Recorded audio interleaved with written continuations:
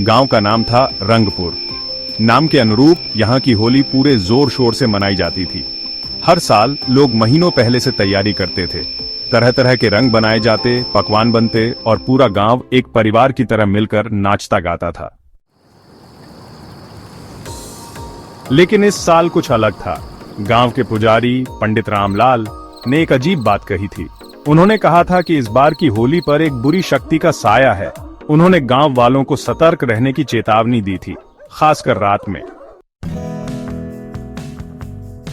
गांव के कुछ नौजवानों, जिनमें अर्जुन और उसकी दोस्त नेहा शामिल थे, ने पंडित जी की बात को मजाक में उड़ा दिया। उन्हें लगा कि पंडित जी बूढ़े हो गए हैं और उनकी दिमागी हालत ठीक नहीं है। होली का दिन आया। पूरा गांव रंगों में सराबोर था। बच्चे, बूढ़े, जवान सब एक दूसरे को रंग लगा रहे थे। ढोल नगाड़ों की आवाज से पूरा वातावरण गूंज रहा था। अर्जुन और नेहा भी रंगों में डूबे हुए थे। शाम होते होते होली की मस्ती थोड़ी कम होने लगी। लोग अपने अपने घरों को लौटने लगे। अर्जुन और नेहा भी गांव के बाहर बने एक पुराने खंडहर की ओर चल पड़े। इस खंडहर के बारे में गांव में कई तरह की बातें प्रचलित थीं। कुछ लोगों का कहना था कि यहां भूत प्रेत रहते हैं, तो कुछ इसे बस एक पुरानी इमारत बताते थे। अर्जुन और नेहा को भूत प्रेत में कोई विश्वास नहीं था। वे बस खंडहर को देखने के लिए उत्सुक थे। जैसे ही वे खंडहर के अंदर पहुंचे, उन्हें एक अजीब सी ठंडक महसूस हुई। खंडहर के अंदर अंधेरा था, लेकिन चांद की रोशनी से थोड़ा बहुत दिखाई दे रहा था। अचानक उन्हें एक आवाज सुनाई दी। ये किसी औरत के रोने की आवाज थी। अर्जुन और नेहा डर गए, लेकिन उन्होंने हिम्मत नहीं हारी। वे आवाज की दिशा में आगे बढ़े। खंडहर के एक कोने में उन्हें एक औरत दिखाई दी। वह सफेद रंग की साड़ी पहने हुए थी और उसके बाल बिखरे हुए थे। वह रो रही थी। अर्जुन और नेहा ने उससे बात करने की कोशिश की, लेकिन वह कोई जवाब नहीं दे रही थी। तभी उस औरत ने अपना चेहरा उठाया। अर्जुन और नेहा डर से कांप उठे। उस औरत का चेहरा रंगों से सना हुआ था, लेकिन उसकी आंखें लाल थीं और उनमें गुस्सा भरा हुआ था। तुम लोग यहां क्या कर रहे हो? हम तो बस खंडहर देखने आए थे।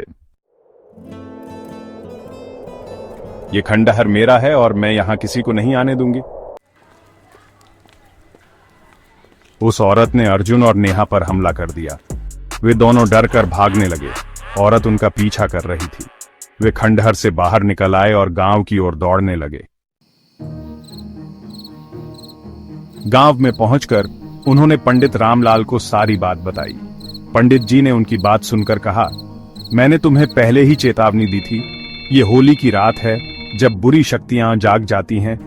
वह औरत कोई भूत नहीं, बल्कि एक चुड़ैल है।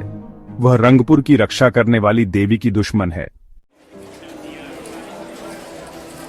पंडित जी ने गांव वालों को इकट्ठा किया और चुड़ैल का सामना करने की तैयारी की।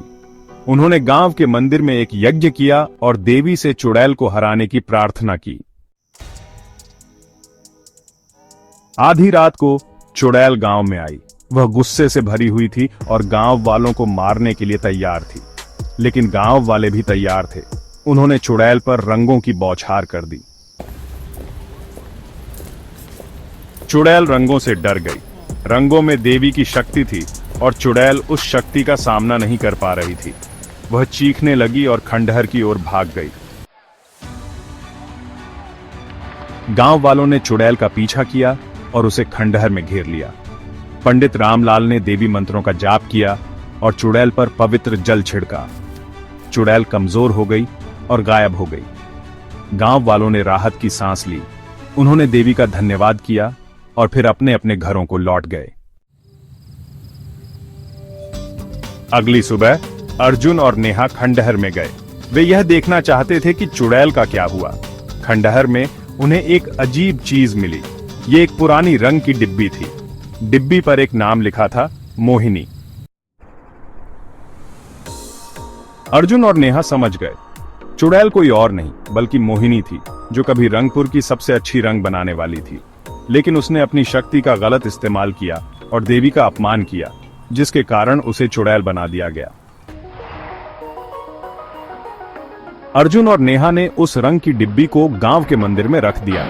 उन्होंने फैसला किया कि वे हर साल होली पर मोहिनी के नाम से भी रंग बनाएंगे, ताकि उसे याद रखा जा सके और कोई और उसकी तरह गलत रास्ते पर न जाए। इस घटना के बाद रंगपुर की होली और भी खास हो गई। यह न केवल रंगों का त्योहार था, बल्कि बुराई पर अच्छाई की जीत का भी प्रतीक था।